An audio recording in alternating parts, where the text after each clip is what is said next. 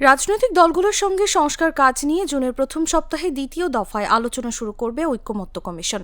অন্তর্বর্তী সরকারের প্রধান উপদেষ্টা অধ্যাপক ডক্টর মোহাম্মদ ইউনূস এই আলোচনা কার্যক্রমের উদ্বোধন করবেন।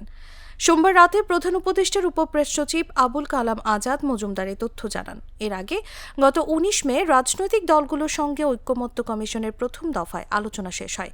আবুল কালাম আজাদ মজুমদার বলেন, আজ রাষ্ট্রীয় অতিথি ভবন যমুনায় প্রধান উপদেষ্টা অধ্যাপক ডক্টর মোহাম্মদ ইউনূসের সভাপতিত্বে অনুষ্ঠিত ঐকমত্য কমিশনের এক সভায় এ সিদ্ধান্ত হয়েছে। সভায় ঐকমত্য কমিশনের অন্যান্য সদস্যরা রাজনৈতিক দলগুলোর সঙ্গে আলোচনার সর্বশেষ অগ্রগতি সম্পর্কে প্রধান উপদেষ্টাকে অবহিত করেন।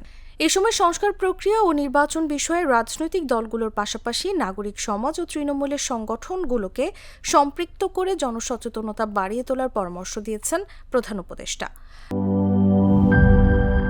সানবিট সব দিবে সামাল। সানবিট ম্যাজিক প্রেস ডিশওয়াশিং এর মাথা ঘোরানো সলিউশন।